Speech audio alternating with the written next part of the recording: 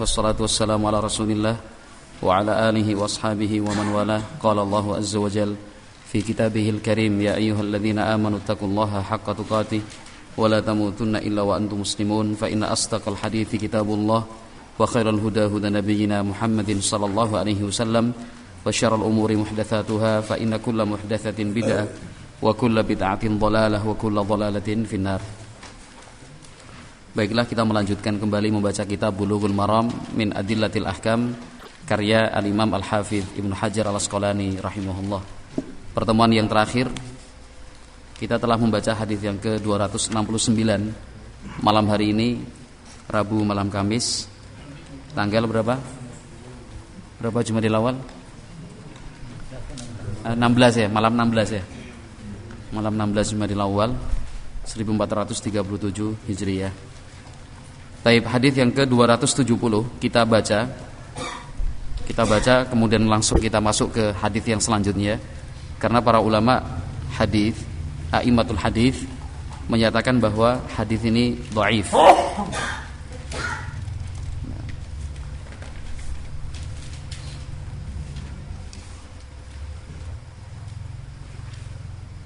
Jadi hadis yang 270 kita baca, tetapi dengan sebuah ketentuan bahwa hadis ini didhaifkan para ulama, walaupun yang meriwayatkan Al-Imam Muslim rahimahullahu taala. Baik, adapun keterangan lengkap dari para a'immah, para ulama, ada dalam catatan kaki. Qala al-Imam Al-Hafidh Ibnu Hajar rahimahullah, wa an Aisyah radhiyallahu anha qalat, kana Rasulullah sallallahu alaihi wasallam yastaftihu as-salata bit-takbir wal qira'ati bi alhamdulillahi rabbil alamin. Wa kana idza raka'a lam yuskhis ra'sah wa lam yusawwibhu walakin baina dhalik. Wa kana idza rafa'a min ar-ruku'i lam yasjud hatta yastawiya qa'iman. Wa idza rafa'a min as-sujudi lam yasjud hatta yastawiya jalisan. Wa kana yaqulu fi kulli rak'ataini at-tahiyyata. Wa kana yafrishu rijlahu al-yusra wa yansibu al-yumna. Wa kana yanha an uqbati asy-syaitan wa yanha an yaftarisha ar-rajulu dhira'aihi iftirash as-sab'. Wa kana yakhtimu as-salata bit-taslim. Akhrajahu Muslim wa lahu illatun. Jadi hadis ini memiliki illah. Hadis ini memiliki illah. Illah itu artinya cacat. Secara khusus, illah itu adalah cacat yang tersembunyi. Secara khusus, illah itu artinya adalah cacat yang tersembunyi dan mempengaruhi kesahihan sebuah hadis. Nah, insyaallah pada saatnya nanti kita juga akan mempelajari ilmu mustalah al-hadis insyaallah taala. Baik, kita lanjutkan halaman selanjutnya, nomor hadis 271. Qala al-Hafidz Ibnu Hajar rahimahullah, wa 'an Ibni Umar radhiyallahu anhuma anna an-nabiyya sallallahu alaihi wasallam kana yarfa'u yadayhi hadwa mankibaihi idza iftataha as-salah wa idza kabbara lir-ruku' wa idza rafa'a ra'sahu min ar-ruku', muttafaqun alaihi. Wa 'an Ibni Umar, apa artinya? Dari sahabat Ibnu Umar radhiyallahu anhuma, anna an-nabiyya, bahwa Nabi Muhammad sallallahu alaihi wasallam kana, dahulu, yarfa'u, mengangkatkan, rafa'a yarfa'u raf'an, rafa'a yarfa'u artinya mengangkat, yadaihi, kedua tangannya, hadwa itu sejajar, mankibaihi, kedua pundaknya,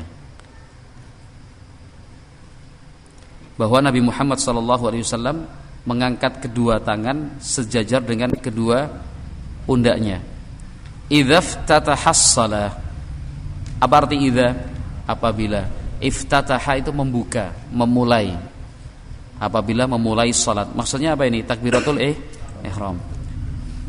Wa idza kabbara lirruku'. Wa idza, dan apabila kabbara, bertakbir, lirruku', untuk ruku'. Kalau kinten pun kata hingga mboten perlu diterjemahkan nggih. Gitu ya, untuk kita, karena bahasa-bahasa ini sudah cukup akrab. Wa idza, dan apabila, rafa'a, mengangkat, ra'sahu, apa harus artinya? Ra'sun, ra'sa, kepala. Dan apabila mengangkat kepala beliau minar ruku', dari ruku'. Artinya apa? Ketika i'tidal. Muttafaqun alaihi. Hadis ini disepakati oleh Imam Al-Bukhari dan Imam Muslim rahmatullah alaihi wa rahmatan wasi'ah. Baik, kita baca 3 hadis karena itu saling terkait. Hadis ke-272.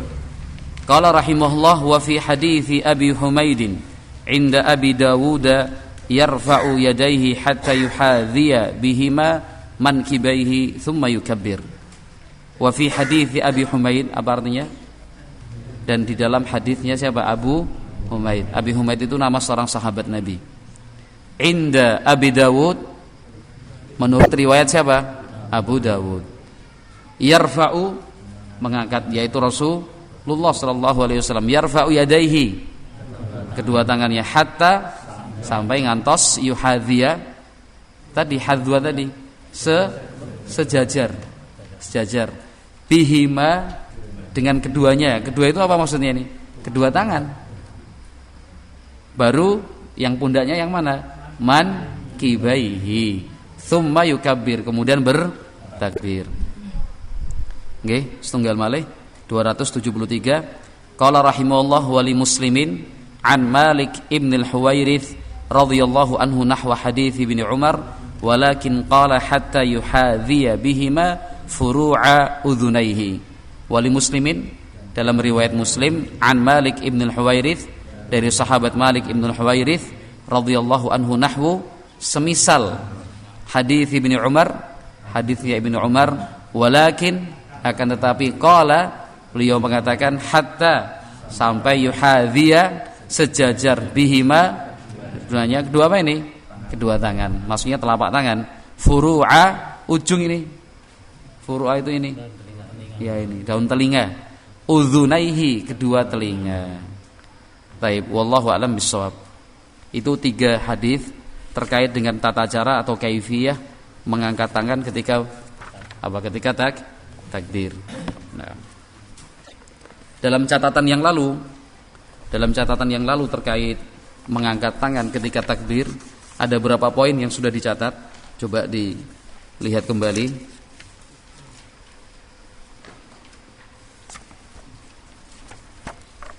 Coba dilihat kembali.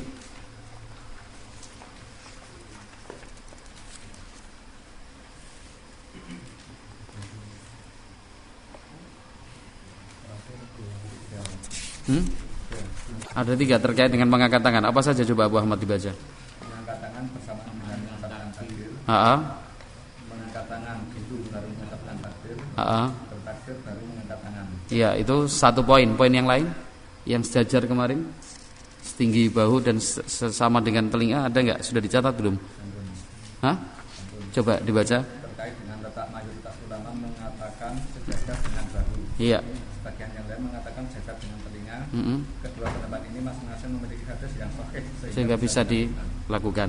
Dan juga sebagian ulama, kalau tadi dalam pertemuan yang lalu sudah dibahas, beberapa hadis semuanya sahih menunjukkan bahwa untuk letak tangan, beberapa riwayat menjelaskan sejajar dengan apa?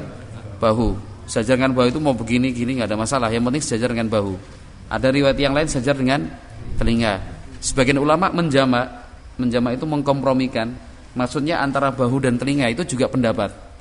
Artinya sejajar dengan bahu yang sebelah sini, kemudian yang sejajar dengan telinga ujung jari. Jadi monggo kalau begini turun sedikit juga tidak ada masalah. Apa ya? Gini toh? Enggak sampai bahu. Wallahu alam. Yang sampai bahu wallahu alam. Barangkali ada dasar hukumnya tidak kita ketahui, tapi sebatas yang kita baca sampai malam hari ini kan ada 3 cara tadi nggih. Sejajar bahu, sejajar telinga, atau antara telinga dan bahu. Wallahu a'lam bishawab. Baik, kemudian yang selanjutnya poin terkait dengan 271 sampai 273.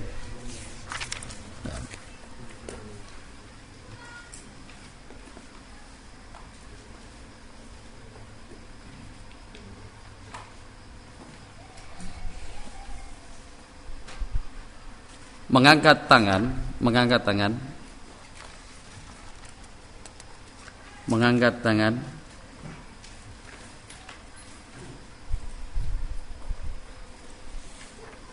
dilakukan di beberapa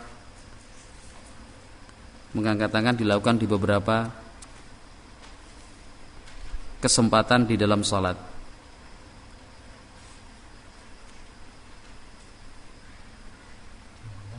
Dilakukan di beberapa tempat di dalam salat.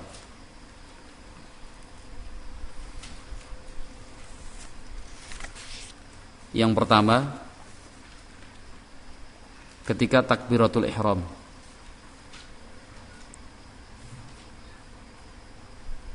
Ketika takbiratul ihram. Yang kedua, di mana? Dalam hadis yang sudah kita baca tadi, ketika ruku'. Alhamdulillah, secara praktek ini sudah dilaksanakan dan diamalkan kaum muslimin. Falhamdulillah. Nah.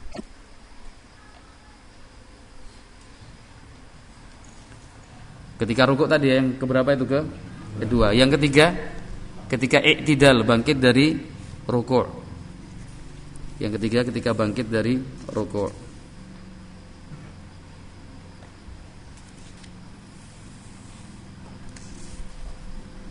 Yang keempat,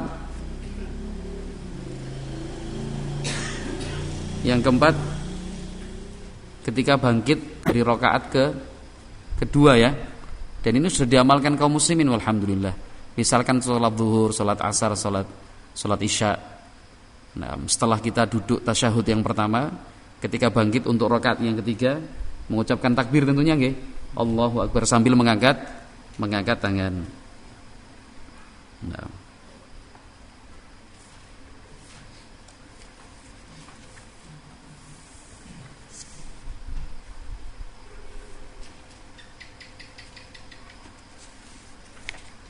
Seperti yang saya sebutkan tadi, walhamdulillah kaum muslimin sudah melaksanakan hal ini. Jadi ketika mengangkat tangan itu di berapa tempat tadi? 4 ya, takbiratul ihram, setiap kali ruku', setiap kali i'tidal itu bangkit dari ruku'. Kemudian yang keempat, ketika bangkit dari rakaat yang kedua, begitu ya, sudah dilaksanakan nggih selama ini? Alhamdulillah. Dalam kecuali yang belum. Monggo. Mungkin kita mendapati imam mau rukuk itu takbiratul ihram itu angkat tangannya gimana itu? Kembali ke pembahasan apakah mengangkat tangan itu hukumnya wajib, rukun atau mustahab. Jadi harus dibedakan antara takbiratul ihram dengan mengangkat tangan. Yang kita pelajari beberapa waktu yang lalu, termasuk rukun salat adalah takbiratul ihram. Jadi ketika akan memulai salat, itu hukumnya rukun. Kita mengatakan Allahu Akbar. Jadi takbiratul ihram itu mengucapkan Allahu Akbar, kan gitu. Misalkan sekarang imam posisi sedang ruku, kita masuk bergabung bersama dengan makmum yang lain. Yang langkah pertama yang harus kita lakukan, dan itu adalah kesepakatan, adalah mengucapkan Allahu Akbar, kan begitu, Allahu Akbar. Mengangkat tangan ataukah tidak mengangkat tangan, di situ ada perbedaan pendapat. Nah, kedua-duanya juga kuat, tapi wallahu a'lam bishawab, kita bisa lebih berhati-hati ketika kita mengangkat tangan Allahu Akbar seperti biasa, baru kemudian langsung rukuk juga takbir juga kan ya. Allahu Akbar, angkat tangan, rukuk. Prosesnya seperti itu. Dua kali nggih. Itu lebih aman insyaallah taala. Wallahu alam. Takbirnya 2 kali. 1 takbiratul ihram, 1 takbir untuk rukuk. Begitu. Nggih. Monggo. Enggak perlu. Sedekapnya enggak perlu, langsung rukuk. Itu nggih. Allahu Akbar. Kemudian Allahu Akbar langsung. Wallahu alam. Baik, poin yang berikutnya.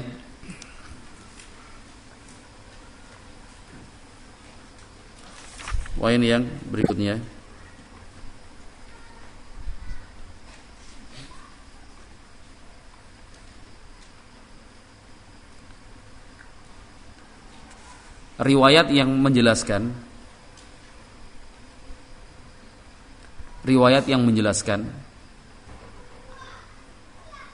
tentang mengangkat tangan di setiap gerakan salat. Riwayat yang menjelaskan tentang mengangkat tangan di setiap gerakan salat adalah riwayat yang dhaif. Apa arti dhaif?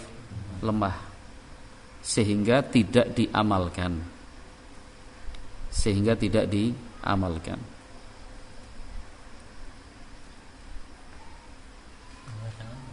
Mengangkat tangan di setiap gerakan sholat. Jadi mau sujud pun, saya pernah menyaksikan juga seperti itu. Mau sujud itu, jadi sujud Allahu Akbar, angkat tangan, Allahu Akbar. Bangkit dari sujud, angkat tangan lagi. Pokoknya setiap takbir itu disertai dengan angkat tangan. Memang benar ada riwayat-riwayat seperti itu, akan tetapi riwayat tersebut dhaifah, lemah. Karena lemah maka tidak bisa diamalkan. Wallahu a'lam bissawab. Baik. Kemudian selanjutnya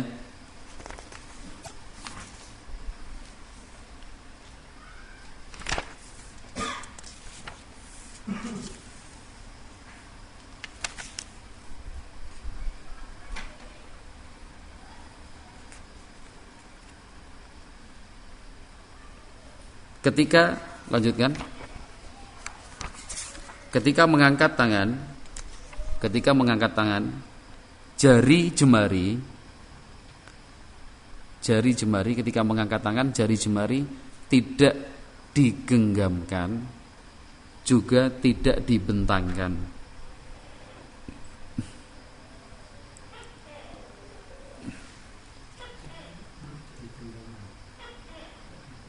Tidak digenggamkan, juga tidak dibentangkan.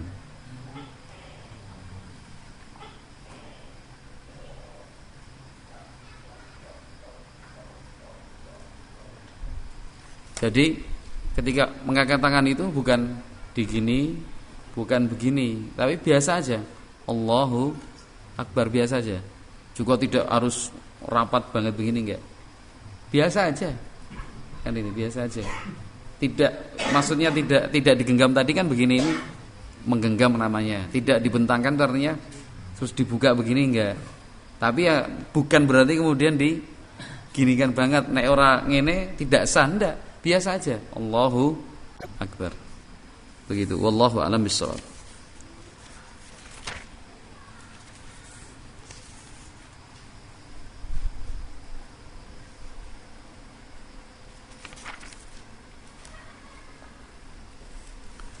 Kemudian poin yang selanjutnya,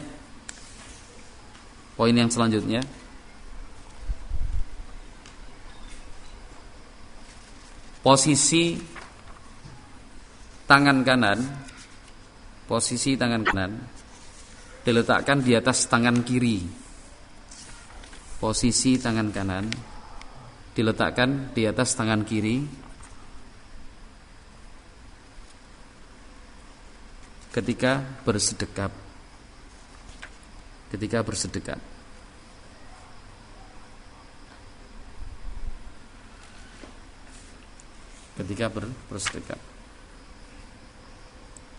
Berdasarkan banyak hadis yang sahih.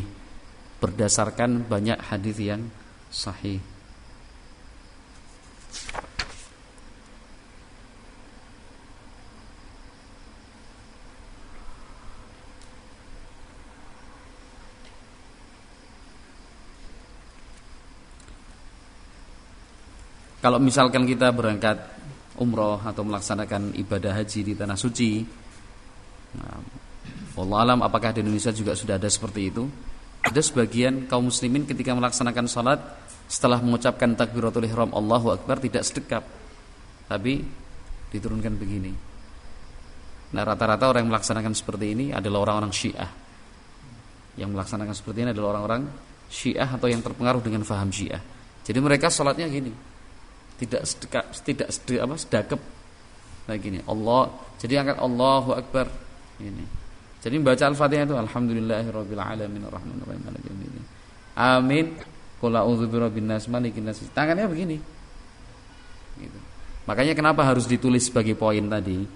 Agar ketika kita suatu saat menemukan atau melihat orang yang melakukan sholat seperti itu, kita sudah paham bahwa tata cara seperti itu bertentangan sekali dengan hadis-hadis yang saya katakan tadi banyak dan sahih dari Nabi Muhammad sallallahu alaihi wa alihi wasallam.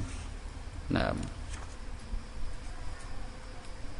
Kemudian selanjutnya posisi sedekap.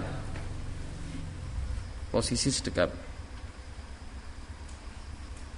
Posisi sedekap.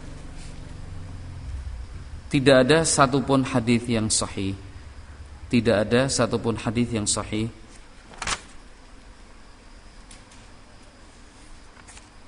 Tidak ada satupun hadis yang sahih menjelaskan secara pasti. Tidak ada satupun hadis yang sahih menjelaskan secara pasti di manakah letak bersedekap.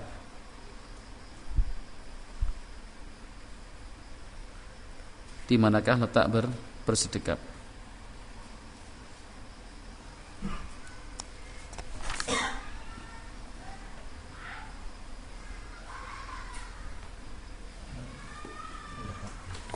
Nah, tetapi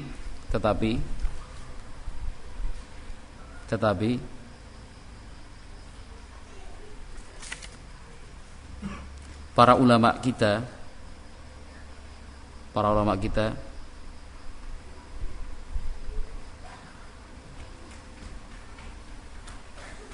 secara praktek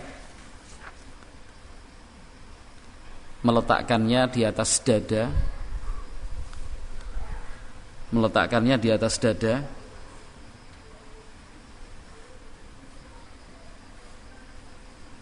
atau di atas pusar.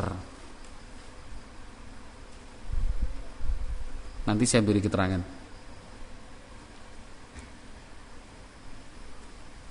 Di atas dada atau di atas pusar. Jadi karena tidak ada satupun hadis yang sahih meletakkan menjelaskan secara pasti di manakah letak bersedekap, akhirnya semuanya boleh. Ini kan dada ya. Mau diletakkan di sini boleh, di bawah sedikit juga boleh, bawahnya lagi juga boleh, pas di atas pusar juga boleh, asalkan tidak di bawah pusar. Itu aja. Makanya tadi keterangannya apa? Di dada atau di atas pusar atau di antara keduanya. Artinya area kita bersedekap itu ini nyun ngapunten ini pusar ya. Jawi ini pun menapa? Pusar itu udel. Itu sudah halus. Yang halus dong. Udel. Nah, itu halus itu. Apa? Pusar. Tak kira kalau halusnya udel. Halus. Jadi ini pusar ya. Pusar ini sampai ini wilayah dada. Jadi monggo mawon mau begini, enggak ada masalah. Jangan salatmu piye, masuk salat ini. Artinya sesuatu yang memang di dalam syariat kita itu diberi kelonggaran, ya kita juga dalam bersikap longgar, tidak menyalahkan, juga tidak menyatakan orang lain sesat, orang lain keliru, karena memang diberi kelonggaran. Nah. Hah? Miring tidak ada. Miring begini tidak ada. Tidak ada. Mungkin maksudnya dari dalam hati apa segala macam. Enggak, tangan kanan di atas tangan kiri, biasa aja. Gini, juga tidak digenggamkan begini. Juga tidak begini, di atas biasa ini aja. Kalau kita baca beberapa keterangan ulama fikih, pergelangan kanan di atas pergelangan kiri gini. Itu yang benar, guys. Apa ya? Wallahu alam. Wallahu alam. Biasa-biasa aja lah. Ini insyaallah yang paling aman begini. Yang paling aman begini. Terus udah di atas dada, turun sedikit juga boleh. Apalagi kalau sudah rada-rada ngantuk kayak gini. Ya. Ini Mas Heru ya. Yang pengalaman ngantuk seperti ini biasanya. Okay. Gimana Mas Abdullah? Oh, itu orang capek biasanya. Ya, agak-agak tinggi seperti saya gini. Ini ono ganjel ini. Jadi orang seperti ini buatan begitu Mas Abdullah, enggak ada sepertinya. Jadi begini, yang benar demikian. Nah, wallahu a'lamu bissawab.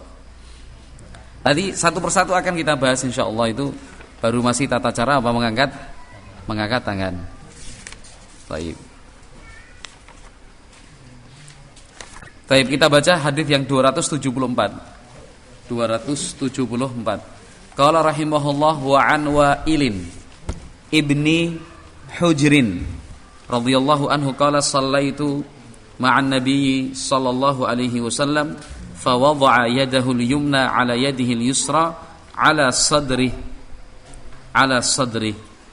Kita terjemahkan wa an Wa'il bin Hujr. Dari siapa?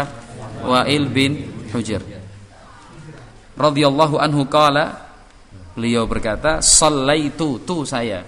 Berarti sallaitu saya salat.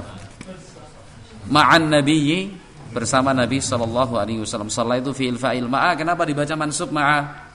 Dzaraf zaman, dzaraf makan zaman. Wa huwa mudhaf, an-nabiyyi mudhafun ilaih. Fa wada'a. Maka wada'a artinya meletakkan. Kapan terakhir kita menemukan kata wadha'a ini? Kapan kira-kira terakhir kita membaca kata wadha'a? Kira-kira aja. Karena kira-kira kalau misalkan jawab salah kan enggak apa-apa. Tadi pagi. Oh iya. Sebelum ini. Wah, ngadepi Mas Heru rada harus rada cermat gitu. Kapan kira-kira ini? Riyadhus Shalihin. Kapan ya? Masa tadi pagi? Ya iya. Bukan yang itu. Yang satunya lagi. Yang ada Nabi Muhammad sholat. Makan. Kunna ma'an Nabi sallallahu alaihi wasallam. Enggak itu. Idza hadarna ta'aman, kalau kita menemani Nabi, ya itu. Kok tadi pagi? Enggak. Kemarin pagi. Hadis awal enggak. Maksudnya di kitab yang di Terengganu, ya terfotokopi. Yang ceritanya ada seorang anak kecil datang, kan gitu. Untuk kan gitu. Kemarin pagi. Ya, kemarin pagi baru bener lah kalau itu. Kalau tadi pagi enggak lah kira-kira. Ya kan, hatta wada'a an-nabiy sallallahu alaihi wasallam yadah, kan gitu. La nabda, kami tidak akan memulai makan sebelum Nabi meletakkan tangannya. Baik. Fa wada'a, apa arti wada'a kalau begitu? Meletakkan. Yadahu, tangannya. Al-yumna, yamin, kanan. Kalau yamin itu mudzakkar, yumna muannats. Nabi meletakkan tangan kanan ala, di atas yadihil yusra, tangannya yang kiri. Yusra itu kiri. Ala, di atas sadrihi, dadanya. Akhrajahu Ibnu Khuzaimah. Siapa yang meriwayatkan? Al-Imam Ibnu Khuzaimah rahimahullah. Dalam catatan kaki disebutkan munkarun bihadzal lafzi. Hadis ini munkar. Munkar itu di atasnya dhaif atau di bawahnya dhaif? Di atasnya dhaif atau di bawahnya dhaif? Tergantung urutannya, atas atau bawah. Kalau munkar itu lebih parah dari dhaif. Berarti di atas atau di bawahnya? Di bawahnya dhaif, kok di atas dhaif. Gitu Pak Arjo? Tingkat keparahannya di atasnya. Ya, bolehlah seperti itu. Daripada benjut repot. Oke. Berarti lebih parah daripada apa? Dhaif ini munkar. Nah, munkar. Wallahu a'lam bissawab.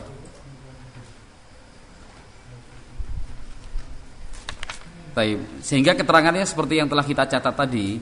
Jadi asalkan di dada sampai di atas pusar, insyaallah tidak mengapa. Artinya ya monggo-monggo mawon lah. Begitu. Wallahu a'lam bissawab.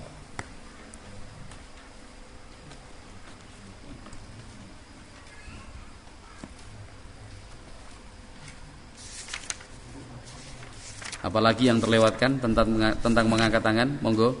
Ada yang mengingatkan barangkali? Monggo Mas Marhaban.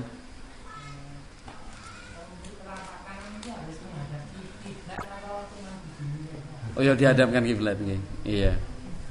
Dihadapkan kiblat. Maksudnya Mas Marhaban tanya, posisi mengangkat tangan harus dihadapkan kiblat atau boleh begini? Enggak.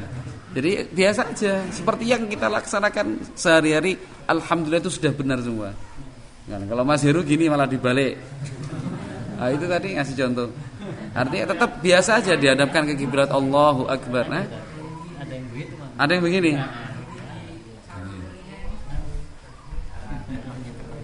Apa ya? Arab azan mungkin. Wallahu a'lam. Enggak tahu. Gimana? Yang gini. Gini. Oh. Apa kira-kira itu alasannya? Alasannya karena tidak tahu kayaknya atau kurang perhatian pada diri. Iya, tapi begini, masalah tadi ya yang perlu digarisbawahi, jangan sampai keliru kita memahami. Saya ulangi kembali, yang harus diingat bahwa itu tidak mempengaruhi sah tidaknya salat. Artinya apa? Salatnya tetap sah. Jadi kalau misalkan kita melihat saudara kita, teman kita kok ngangkat tangannya begini atau begini atau gini, salatnya tetap sah. Begitu nggih? Salatnya tetap sah karena itu tidak termasuk rukun salat. Tidak termasuk rukun salat. Nanti insyaallah di akhir pembahasan tentang sifat salat Nabi, sifat seperti yang disebutkan Al-Hafidz di sini, nanti kita akan urut-urutkan kembali sambil diringkas kan itu. Ini rukun, ini wajib, ini sunnah, ini rukun, wajib, sunnah, begitu nggih. Tapi yang perlu digarisbawahi tadi, misalkan dalam kasus disebutkan marhaban atau yang disebutkan Pak Ali tadi begini, ada yang begini, itu tidak mempengaruhi sahnya salat. Salatnya tetap kita katakan apa? Sah. Jangan sampai kita keliru melihat ada seorang teman ketika mengangkat takbiratul ihram kok tangannya gini, wah salatmu ora sah we. Kan itu sesat. Ya tidak seperti itu. Kita tidak diajarkan demikian. Barangkali ilmu belum sampai kepadanya, mungkin saja belum membaca, atau barangkali karena tidak tahu, atau mungkin dulu gurunya waktu TPA ngajarkan begitu. Kan itu. Gurunya sendiri juga ya memahami sendiri. Ya, ada sekian banyak kemungkinan. Artinya kita tidak mudah memvonis salatnya si A, salatnya si B itu tidak sah. Karena itu sesuatu yang barakallahu fikum, sesuatu yang harus diperhatikan sekali. Kalau waktu takbiratul ihram agak direnggangkan, terus yang selainnya disampaikan. Artinya mau dibedakan antara tidak ada bedanya antara takbiratul ihram dengan takbir-takbir yang lain. Nggih. Tidak ada bedanya antara takbir yang takbiratul ihram dan takbir-takbir yang lain kan gitu. Tapi yang perlu perhatikan itu Mas Nur. Jadi beda antara bertakbir dengan mengangkat tangan kan gitu ya. Mengangkat tangan berapa tempat? Hanya 4 saja. Kalau bertakbir dalam setiap perpindahan gerakan kecuali i'tidal, bangkit dari ruku', sami Allahu liman hamidah. Kalau yang lain takbir. Jadi nanti kalau dalam bahasa kita itu pada saat mengangkat tangan, apakah dibedakan antara saat mengangkat tangan di takbiratul ihram dengan saat mengangkat tangan di tempat yang lain? Bahasanya seperti itu. Bukan bagaimana hukumnya mengangkat tangan ketika takbir ihram dengan takbir yang lain kan itu ya. Jadi karena beda antara mengangkat takbir dengan mengucapkan takbir dengan mengangkat kedua tangan. Wallahu a'lam bishawab. Adapun hadis yang selanjutnya itu terkait dengan tata cara dan hukum membaca surat Al-Fatihah. Nah, monggo Pak Amin.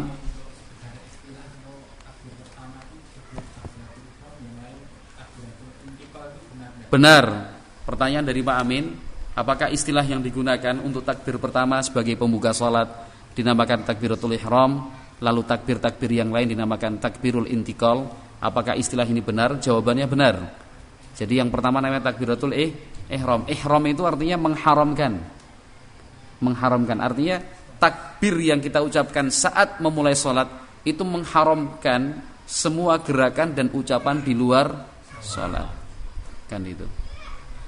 Jadi setelah kita mengucapkan Allahu Akbar, maka tidak boleh melakukan perbuatan, tidak boleh mengucapkan ucapan di luar sholat, di luar ketentuan sholat.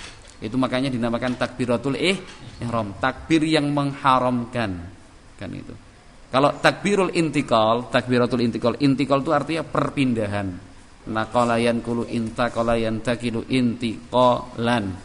Intikal artinya perpindahan. Takbir menunjukkan apa? Perpindahan gerakan satu ke gerakan yang selanjutnya. Allahu Akbar, Allahu Akbar, Allahu Akbar. Nah, kalau secara umum takbiratul ihram hukumnya rukun. Kalau takbirul intikal hukumnya wajib. Hukumnya wajib. Sehingga kalau misal ada orang sholat kok enggak Allahu Akbar, Allahu Akbar, sholatnya tetap sah. Tapi nilainya kurang, kadarnya tidak sempurna. Nah, kadarnya tidak sempurna.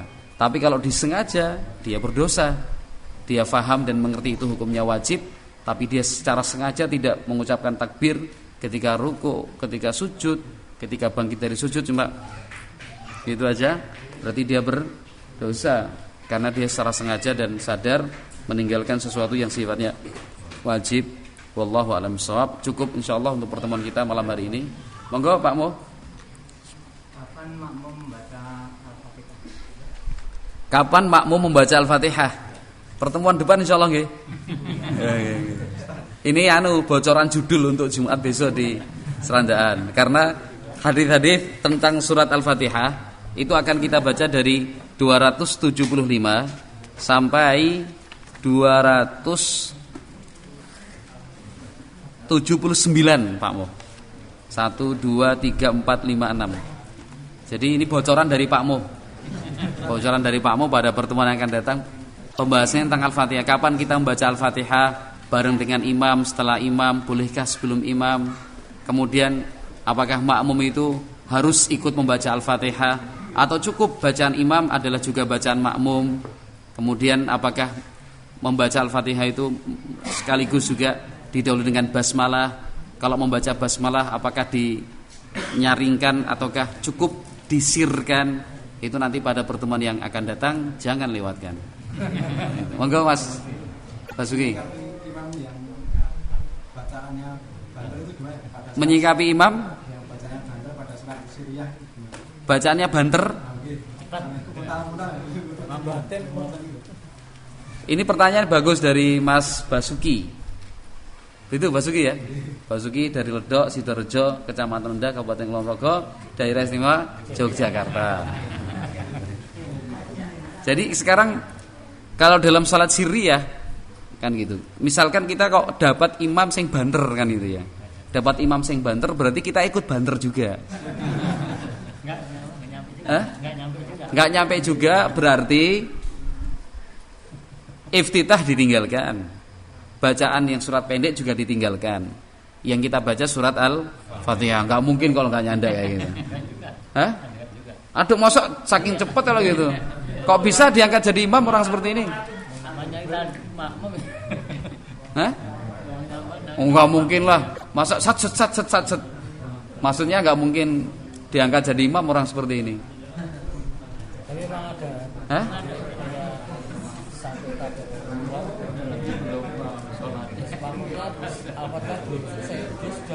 Lah iya makanya dalam kasus seperti ini kalau kan kita udah tahu ini imam kampung kita bacaannya banter cepat. Berarti kita yang menyesuaikan itu tadi tidak membaca iftitah misalkan Allahu Akbar alhamdulillahirabbil alamin arrahmanir rahim maliki yaumiddin dan amin yang penting itu. Apa ya ikut cepat aja enggak apa-apa. Ya nanti sambil disodok-sodok sedikit imamnya digantilah kan gitu. Kalau misalkan kalau tidak bisa diganti ya kita sampaikan baik-baik Pak Imam niki nyuwun sewu walaupun kami masih muda kita itu agak celat atau mungkin belum terlalu pinter baca Al-Qur'an jadi ya rodok direm lah kan gitu. Karena terkait dengan apa kekhusyuan salat, terkait dengan apa yang kita baca hadis yang pertama tentang tumak ninah. Monggo Mas Iswanto. Oh ya.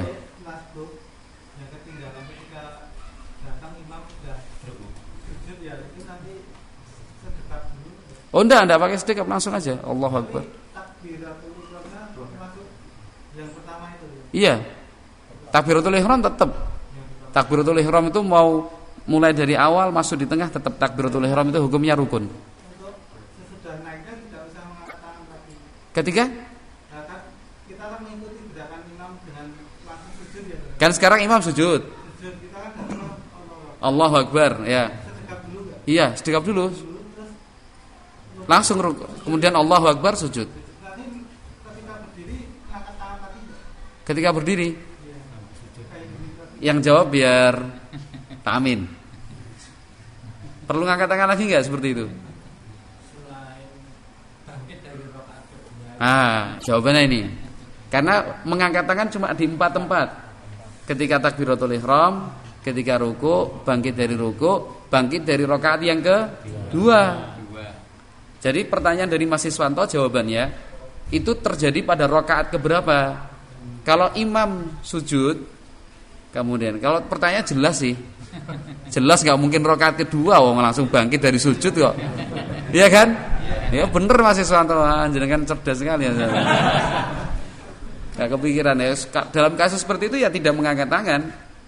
Karena tadi setelah dari sujud terus berdiri lagi, berarti bukan rakaat kedua kan. Kalau rakaat kedua mesti tasyahud dulu dong. Gitu loh maksud saya. Pertanyaan cerdas Mas Iswanto ini. Moga Pak Maridi.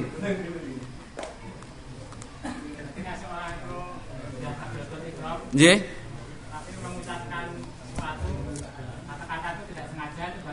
Kalau tidak sengaja tidak membatalkan. Misalkan setelah takbir Allahu Akbar kan gitu. Aduh. Kan enggak sengaja artinya kemetu ya. Enggak, insyaallah tidak membatalkan salat. Tidak membatalkan. Asalkan betul-betul tidak sengaja loh. Aduh, kan itu. Wallahu a'lam bishawab. Iya, satu terakhir. Enggak tahu ini biar besok enggak. Ini berkaitan soal KPK. Oh enggak apa-apa, nanti dimasukkan daftar yang dibahas. Rokaan pertama mungkin tahu kalau ini agak cepat gitu imamnya, jadi baca Al-Fatihah langsung dan selesai. Ternyata rokaan kedua, rokaan ketiga, keempat itu Imamnya mesin Honda, semakin lama semakin cepat. semakin cepat akhirnya baru ibdinasi baru harus gimana. Intinya kurang sempurna bacaan yang kedua, ketiga dan rokaan keempatnya itu gimana? Oh itu kebangetan banget. Enggak bisa ngomong makmum. Lebih bagus nggak usah sholat di belakang orang seperti ini. Iya jangan di demo, jangan di demo, tidak boleh di demo, tidak boleh karena penetapan imam itu kan pasti sudah melalui proses, ada ketakmiran di sana, ada usulan dari masyarakat, tokoh-tokohnya, mungkin dari sisi perjuangan dan jasanya dulu. Imam itu diangkat kan tidak sembarang imam diangkat, pasti ada proses seperti itu. Yang terbaik kita memberikan masukan kepada Pak Imam, kan itu. Kalau misalkan tidak melalui kita, juga melalui orang yang sama-sama tua, seusia dengan imam tersebut. Jadi bukan kemudian turunkan, ganti, ya, jangan. Membuat spanduk nggak boleh seperti itu. Nggak usah, kita tidak mengenal dan juga tidak menggunakan, tidak membolehkan cara-cara seperti itu. Cara-cara yang kita gunakan ya cara-cara yang elegan, cara-cara yang bijak. Ya tadi itu melalui rapat ketakmiran. Sampaikan insyaallah. Kalau disampaikan dengan cara yang baik, beliau pasti akan bisa memahami. Begitu insyaallah. Sudah terakhir loh tadi Mas Gun. Ya bonus. Gimana Mas Gun? Iya bonus, bukan terakhir, bonus. Kalau terakhir tadi sudah.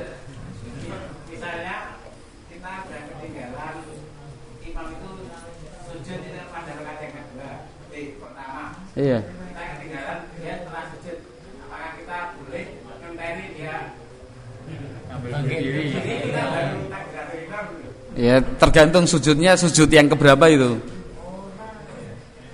Kan sujud 2 kali.